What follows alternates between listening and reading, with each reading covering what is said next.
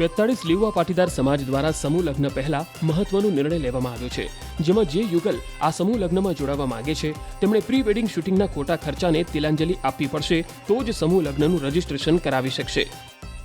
Pre wedding એ એક પ્રકારનું ગંભીર પ્રકારનું નુકસાન છે। માની લઈએ કે કોઈ કપલે પ્રી વેડિંગ કર્યું ને પછી કાલે એનું ન કરે નારાયણને છૂટું થયું તો એના ગંભીર અને વિપરીત પરિણામો આવે છે। છોકરીઓ આપઘાત સુધી પર પહોંચી જાય છે અને ગંભીર પ્રકારના અશ્લીલ ફોટા પ્રી વેડિંગમાં આવે છે અને કાલે જો એનું કોઈ પ્રકારનું પણ છૂટું થાય અને એ ફોટા વાયરલ થાય તો એની માનસિક ખૂબ ખરાબ અસર પડે છે। એટલા માટે અને આપણી ભારતીય સંસ્કૃતિના વિરુદ્ધમાં હોય, પશ્ચિમી સંસ્કૃતિનું અનુકરણ હોય, અમે પ્રી વેડિંગનો સખત વિરોધ કરીએ છીએ। સમગ્ર 42 સમાજની મીટિંગ મળી હતી। એમની અંદર વડીલો હતા, દાતાઓ હતા, શ્રેષ્ઠીઓ હતા અને સમાજના યુવાનો અને બહેનો પણ હતી અને સામૂહિક રીતે આનો ઠરાવ કરી અને તિલાંજલિ આપવાનો નિર્ણય કરે છે। આજના યુગમાં દેખાદેખીમાં લગ્ન પ્રસંગ સમયે થતા ખોટા ખર્ચાઓને લઈ ગરીબ અને મધ્યમ પરિવારોને આર્થિક રીતે નુકસાની વેઠવાનો વારો આવે છે, તો ઘણીવાર ખોટા ખર્ચાને કારણે પરિવારના મોભીને દેણું પણ કરવું પડતું હોય છે। ત્યારે ખોટા ખર્ચાઓને રોકવા માટે 42 લેવા પાટીદાર સમાજ આગળ આવ્યો, જેમાં આગામી સમયમાં યોજાનાર સમૂહ લગ્ન માટે નવતર પહેલના સ્વરૂપે પ્રી વેડિંગ શૂટિંગને તિલાંજલિ આપનાર યુગલ જ સમૂહ લગ્નમાં રજીસ્ટ્રેશન કરાવી શકશે।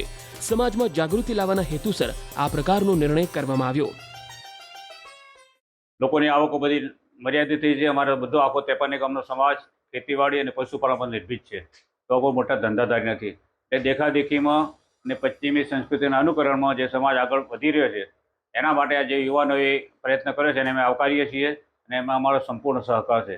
ખર્ચાઓને તિલાંજલિ આપવા માટેનો જે નિર્ણય કર્યો છે એ બહુ સરસ નિર્ણય છે અને આર્થિક રીતે જે સદ્ધર નથી તેવા માણસોને ખૂબ ઉપયોગી થઈ શકે અને તેમાંથી જે પૈસા બચે તે તેની ભવિષ્યના તેમાં દીકરા દીકરીને આપે તો તેના અમુક એવા સંજોગો આવે તો તેમાં તે વાપરી શકે। એના માટે બહુ સારો નિર્ણય છે। પાટીદાર યુવા સંગઠનના કુરિવાજો દૂર કરવાના નિર્ણયને હાલ તો મોટાભાગના સામાજિક અગ્રણી, યુવાન અને મહિલાઓ આવકારી અને બિરદાવી રહ્યા છે।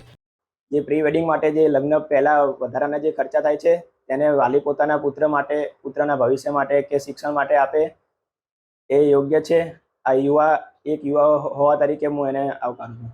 જે પ્રી વેડિંગ એક ખોટા ખર્ચા છે, લાખો રૂપિયા ખર્ચા થાય છે, જેની પાછળ એ ખર્ચાની અંદર આપણે શિક્ષણ પાછળ વધારે ખર્ચો મહત્ત્વ આપીએ અને જે દાન કરીએ, કોઈ ગરીબને છોકરો હોય એને દત્તક લઈએ અને એ દત્તક લઈ અને એને જે ભણાવવાનું જે ખર્ચો હોય એનું મુહિમ તમે ઉપાડો, એ બહુ સારામાં સારું કહેવાય। પ્રી વેડિંગ પાછળ ખોટા લાખો રૂપિયા ખર્ચા કરી અને એ કોઈ કારણ નથી, એ આપણા પૈસા વેસ્ટ જાય છે।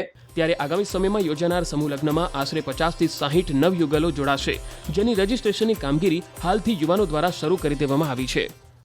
પ્રી વેડિંગ સમૂહ લગ્નની અંદર જે નવયુગલો સમૂહ લગ્નમાં જોડાશે એમને પ્રી વેડિંગ કરવું હશે તો એમને સમૂહ લગ્નની અંદર જોડાવા દેવામાં આવશે નહીં। આ સમાજની દરેક મહિલાઓ અને ભાઈઓએ નિર્ણય સ્વીકારેલો છે। આપને જણાવી દઈએ કે આ સમૂહ લગ્નમાં લગ્ન ગ્રંથિથી જોડાનાર નવયુગલોને 80 થી વધુ ભેટ સોગાદો આપવામાં આવશે। સાથે જ લગ્નની નોંધણી સર્ટી, સમૂહ લગ્ન, 7 ફેરા યોજના, કુંવરભાઈનું મામેરું યોજનાનો લાભ પણ નવ દંપતીઓને આપવામાં આવશે।